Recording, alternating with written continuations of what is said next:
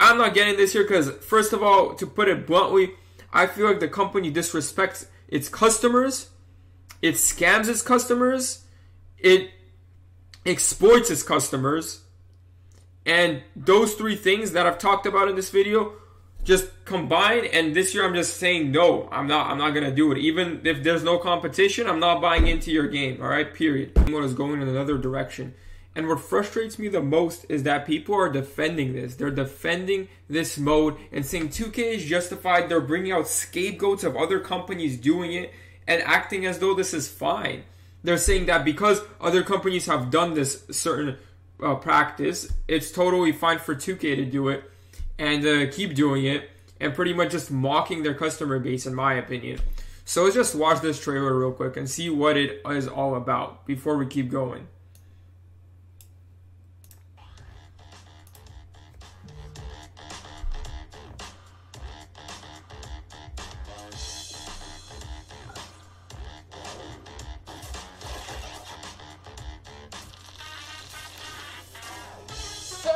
Come upstairs.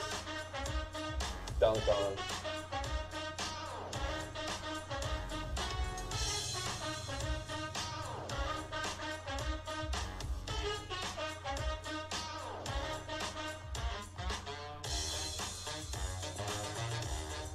No, this way, this way. No, right. Left, no. No.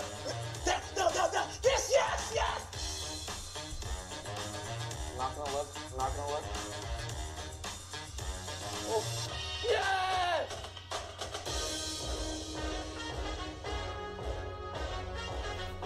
Alright, as you see, the focus here is pretty much completely on gambling. It's completely based around gambling. So, this mode right here, a lot of people argue, they're like, okay, it doesn't matter that much because it's not going to be a big deal because other games do it. This is a common practice. Well, this game in particular, they don't display any odds for what you're going to get. These cards have a direct impact on your gameplay. They're not cosmetic items. You are going to be guaranteed a better experience because they're going to have better stats overall, better attributes if you pay money. It's an easy access game. So either you spend about hundreds of hours grinding for a particular card, which is pretty much time. Time is money. You can go get a job and just buy packs with that time, right? That you spend hundreds of hours grinding for a virtual item that's going to be irrelevant in a year. Or you can just go and spend money and take the easy route. Take the easy route and get your cards. And a lot of people will do that because they want to play the mode and they want to actually have the good cards to play it. Now, there is also the casual player base, of course, and they will spend money on packs here and there, not that intensely, like they'll give their shots a go. Sure, let them do that, but that's still overall a guaranteed income. Now, this is the thing that's wrong with this at the very core.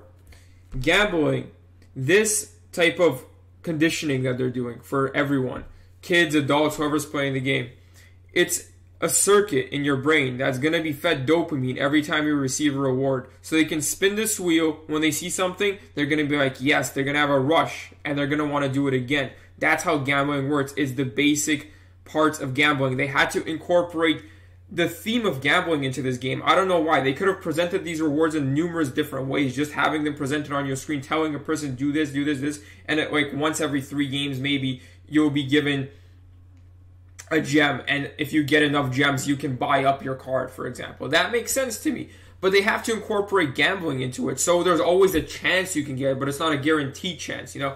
A 3-game kind of reward is a guaranteed reward, you know, like an emerald that won after 50 games, you get a sapphire, so on, right? I've been a player for this. I know how this works. I spent money on packs. I know how this works all around. This type of practice is completely unethical considering that the kids they're targeting are underage. They're not even illegal. They're not even old enough to gamble. They can't gamble. So, that case as it is, this type of practice is literally just based on chance and the reward circuit. So, you're looking for the wheel, you're looking for the ball to drop in the right place, and then you're hoping that it does, because once it does, you're going to be like, yes, I got a prize, let me keep playing, let me do that again. And you're going to keep doing it.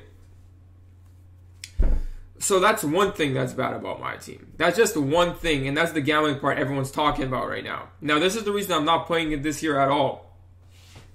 Second part that I'm not playing it this year. The servers are usually, okay, the servers were decent this year. They're all right, more or less. But when, like, a big pack comes out, you can't even open the packs you want, first of all. So even if you're willing to spend money, they don't even approach the customer with integrity. They don't give the customer that's spending hundreds of dollars respect. They don't respect them. They literally crash the servers. New packs come out, new content. You should be ready for this. Oh, but the servers aren't going to work for, like, the first few hours when everyone's hyped to open the packs, and then you're here just waiting, clicking like an idiot, waiting for your pack to open. It's not even opening. So that in itself, you're making so much money off this game mode that you don't even treat the people putting money into it with respect, the people that fund it, you know? So that, and they don't even, the thing is, they don't even approach it with respect. They don't even tell you on, like, Twitter. They may say investigating the issue, but they don't give you any updates. It feels like they don't even care at one point, right?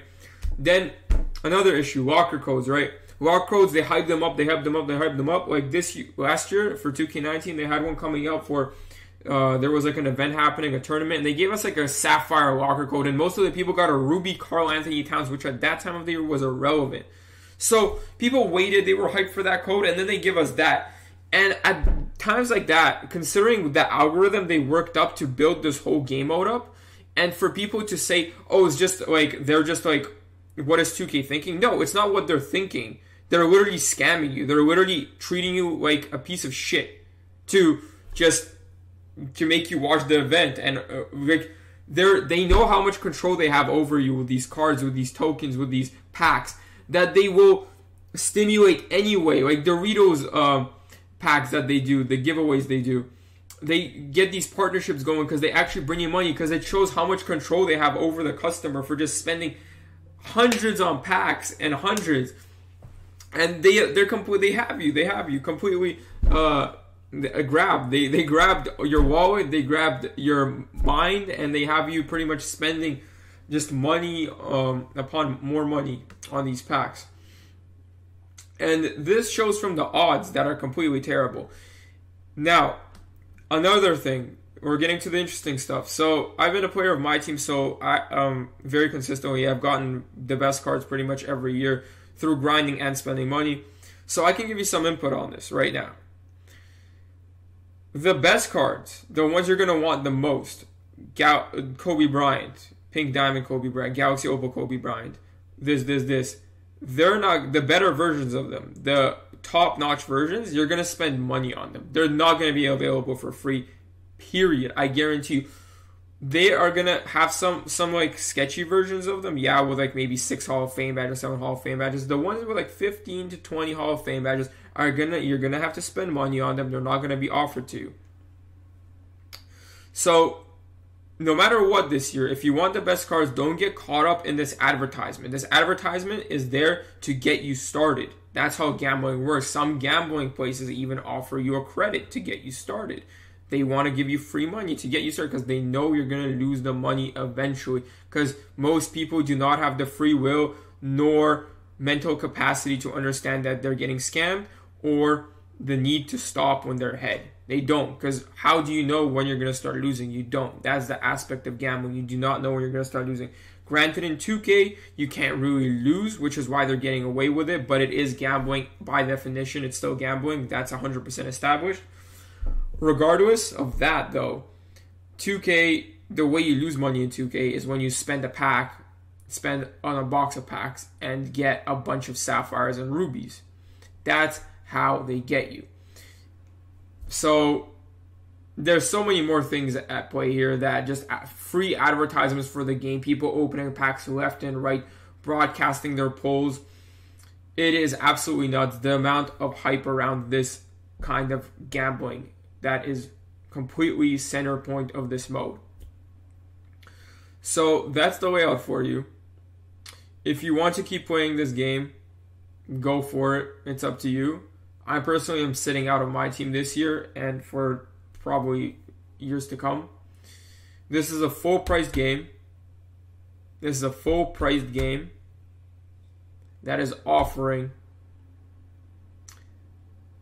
a $70 deposit you need to make your character an 85 in my career. And then to play this mode, you're going to be spending hundreds of dollars if you're taking it hardcore and you want all the good players and everything, like everything added to that, including you got to have your cards, you got to have your shoes, you got to have your game mode, you got to have your team, every single position filled up. So, yeah, it's going to be crazy. Lastly, the last reason I stopped playing is because it's a complete cheese fest. It's not even real basketball. I played it last year. Most shots are limitless range threes, lightly contested, going in with Andrei Kirilenko, among others. You know those players. It's literally running 5 out. Giannis Antetokounmpo at point guard.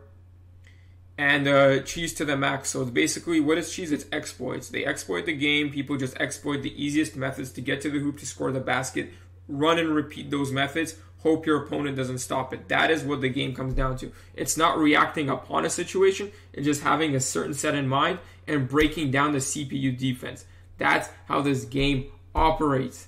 And it's a joke that they can't. It's not even highly competitive. The mode, they had a tournament for it. And for the qualifications of the tournament, the community manager, the one hosting the tournament, went to get food while they were playing the qualifying games.